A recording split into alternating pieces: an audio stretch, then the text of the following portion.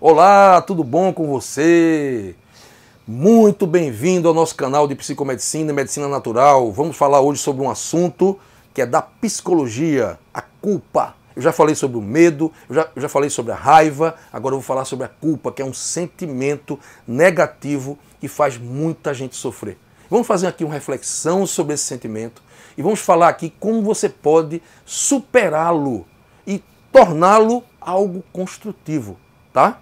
Bem, antes de falar sobre a culpa, eu queria pedir para você se inscrever em nosso canal, clicar no sininho para receber nossas notificações, clicar no joinha para ajudar esse vídeo, compartilhá-lo no WhatsApp, em todas as mídias que você puder compartilhar, tá? Para ajudar o nosso canal a crescer. Aliás, nosso canal vem crescendo, graças a Deus, e esse conhecimento da psicomedicina, da medicina natural, está indo para a maioria das pessoas, para ajudar as pessoas a ter uma saúde melhor, a ter mais qualidade de vida. Eu sou Marco Menelau, médico, pesquisador e busco encontrar sempre, sou um buscador da boa saúde, um buscador da verdade. Não quero jamais ser o dono da verdade, mas eu sou um amante dela, eu gosto muito da verdade e eu busco ela incessantemente. Por isso que eu estudo muito, várias horas por dia. E gosto muito de estudar e gosto muito de descobrir a verdade. E quando a gente descobre coisas que são preciosas, coisas que são valiosas, a gente tem uma vontade muito grande de compartilhar para poder ajudar outras pessoas também. Esse é o sentido da gente ser humano, certo? Então, estou aqui para compartilhar com vocês um conhecimento sobre esse sentimento tão difícil que muita gente passa por ele e muita gente sofre com ele, a culpa. Bem, a culpa é um sentimento que muita gente chama de sentimento negativo. Eu diria que ele não é negativo. A gente precisa parar de rotular essas coisas de destrutivas, porque a raiva, o medo, a tristeza, a culpa, são sentimentos necessários para o equilíbrio do psiquismo humano. A gente não pode viver sem tristeza. A gente não pode viver sem raiva. A gente não pode viver sem medo. Ora, nós precisamos do medo para sobreviver. O medo é uma energia, é uma emoção que movimenta você no sentido de você se autopreservar em todos os níveis. Então, você precisa ter medo. Agora, é necessário que você aprenda a lidar com esse sentimento para que esse medo seja sempre cautela e nunca seja fobia. É o que os budistas chamam de caminho do meio. É isso que a gente precisa conseguir atingir para a gente ter a verdadeira felicidade. Olha, é feliz um ser humano que aprende a lidar com esses sentimentos. Porque você não pode deixar de tê-los. É impossível um ser humano sem medo. Não existe uma pessoa sem medo, a não ser que seja doente. O medo precisa existir, mas esse medo não pode ser exagerado. Ele tem que existir na proporção exata para ser cautela. Isso é uma virtude. Medo, na proporção certa, é cautela. O medo, no caminho do meio, é cautela. E é bom a gente ter cautela. Agora, quando é demais, quando é cautela demais, se torna fobia. Faz você paralisar, faz você se tornar um covarde, impede você de agir na vida, impede você de ir em frente. Aí esse medo não é bom. Então a sabedoria é conseguir lidar com esse sentimento dentro de você, transformá-lo em algo positivo. Isso é válido também para a raiva. A raiva é um sentimento de autopreservação. A agressividade é saudável, faz você dar limites ao outro que são necessários. Ora, agora não. É o não bem colocado. É o não que se expressa através do coração. Ah, meu amigo, isso não. Ah, não. Eu não aceito isso. Eu não vou querer isso. Isso não faz sentido para mim. Então, fica só com você. É seu, não é meu. Não faz parte de mim. Então, no convívio social que nós temos, nós precisamos aprender a usar bem o sentimento de raiva para dar limites ao outro, para o outro não invadir o nosso espaço. Uma pessoa que sabe lidar bem com a raiva é uma pessoa muito saudável psiquicamente. E é muito difícil se encontrar alguém que saiba lidar bem com o medo, que saiba lidar bem com a raiva, que saiba lidar bem com a tristeza. Ora, a tristeza é necessária. A tristeza não é ruim por si só. É ruim se for tristeza demais. Voltando para aquela história do caminho do meio, vamos também voltar para a raiva. Da mesma forma que o medo, se você tem raiva demais, é ruim. Porque raiva demais vai terminar virando violência, vai virar agressividade, vai virar estupidez. Isso não é legal. A raiva demais vai destruir o outro, vai destruir você mesmo. E raiva de menos também não é bom. Se você aceita tudo que os outros falam sem você dar limites para os outros, você está sendo conivente com o mal, você está agredindo você mesmo. Então, se você não tem raiva suficiente para transformá-la na virtude do limite, então você não está sabendo lidar com esse sentimento, não está sabendo transformar essa emoção em algo positivo. Gente, assim como o medo, na proporção certa, no caminho do meio, ele se transforma em cautela, a raiva, na proporção certa, ela é limite.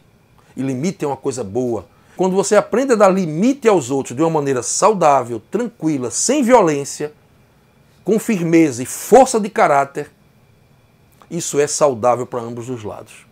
Então, quando você sabe lidar bem com a raiva, é muito bom. Com a tristeza é a mesma coisa.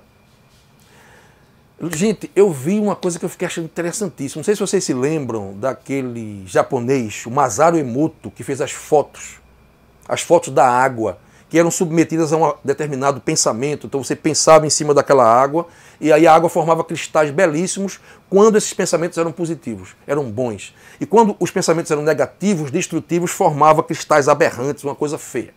Tá? E ele comprovou que o pensamento interfere na matéria com essas fotos que ele fez. É muito interessante esse trabalho dele. É bem quântico mesmo, né? Num dos livros dele, chamado Vida Secreta da Água, eu vou aqui mostrar para vocês, A Vida Secreta da Água, ele mostra uma foto de um cristal, certo? Que foi submetido à palavra tristeza. E ele achava, quando ele foi ver o resultado, que ia ser um cristal feio. Porque a gente relaciona a tristeza com uma coisa ruim. E, para surpresa dele, não era um cristal feio. Era um cristal muito bonito, só que pela metade. Ele não era um cristal completo. Eu vou mostrar para vocês aí, vou tirar uma foto e vou mostrar para vocês agora na tela do vídeo. Tá aí, pronto. É um cristal pela metade. Então, ele entendeu a lição. Veja bem, a tristeza, ela é metade da felicidade. A tristeza nos impulsiona à felicidade. A tristeza é um momento de reflexão. Ela é necessária. A gente fica triste para a gente voltar o nosso pensamento para nós mesmos, para a gente aprender alguma lição, para a gente se autoconhecer. Então, a tristeza é a felicidade pela metade. Está faltando você completar alguma coisa para você ser feliz. É por isso que você está triste. A tristeza te impulsiona a se movimentar buscando a felicidade. Isso é muito interessante e tem tudo a ver com o que eu estou falando aqui agora. Então vamos transformar a tristeza em reflexão, em autoconhecimento, né? Em você se voltar para as questões fundamentais e filosóficas da vida. Vamos transformar a tristeza em filosofia. Isso é muito importante, tá? E vamos falar sobre o assunto do vídeo de hoje, a culpa. Finalmente cheguei nela. Então, a culpa é um sentimento parecido com todos esses outros, que a gente chama de negativo. Não é negativo, a culpa é necessária. É preciso a gente ter culpa, mas não demais. Da mesma forma que eu falei sobre o medo, sobre a tristeza, sobre a raiva. Nós precisamos transformar o sentimento de culpa em algo construtivo, que é um movimento da gente consertar os erros que a gente cometeu. Vamos transformar nossa culpa em consciência. Consciência do que é certo. Isso é que é importante. Culpa de menos é péssimo. Se você não tem culpa, você começa a fazer tudo errado e você não tem compaixão pelo outro, você não sente que aquilo está incomodando ou está fazendo mal ao outro. Se você não tem remorso pelo que você faz, você pode se transformar num monstro. Uma pessoa sem culpa é um monstro, é um psicopata. Então, a culpa é necessária para que a gente possa ter o limite daquilo que a gente não deve fazer aos outros. Mas a culpa é saudável. A culpa, ela é boa. O que é ruim é o excesso de culpa, que se transforma em autopunição. Esse é o problema. Quando você começa a se culpar demais e em vez de você se movimentar para consertar o seu erro, em vez de você se arrepender e dizer, agora eu quero consertar. Se eu fiz errado, eu vou fazer certo. Se eu fiz errado, eu vou aprender o que está errado e vou aprender o que é certo e fazer o certo. E começar a pensar, a sentir e a agir de uma maneira diferente. A culpa te leva ao movimento de mudança para melhor, para se tornar um ser humano melhor. Essa é a função da culpa. E aí, quando ela se torna autopunição, você fica com um chicote, se auto-chicoteando, isso não vai adiantar de nada. Mas muitas religiões pregaram isso. A religião católica, principalmente. Não quero aqui fazer uma crítica aos católicos, nem à religião católica. Eu sou a favor de todas as religiões. Mas durante muito tempo, a Igreja Católica reforçou muito essa questão da culpa. E não focou na questão do aprendizado e da regeneração. É muito importante a gente ver isso aí. Não adianta você ficar se autoflagelando, isso não vai fazer bem nunca para você. Isso não vai adiantar de nada. De que adianta você ficar se auto-punindo por algo errado que você fez? Você não vai aprender nada com isso. Então, se fez errado, se arrepende, tem remorso e conserta. Trabalhe em função de consertar o erro que você cometeu. Isso é que é importante. Essa é a lição da culpa. Vamos transformar a culpa em remorso saudável, em movimento de recomeço, em transformação de vida, em melhora de nossa personalidade, em reforma íntima, tá? Esse é o recado que eu tinha para dar para vocês hoje. A culpa ela é superada quando você utiliza essa energia da culpa para mudar, para ser um ser humano melhor. Faça isso, busque aprender.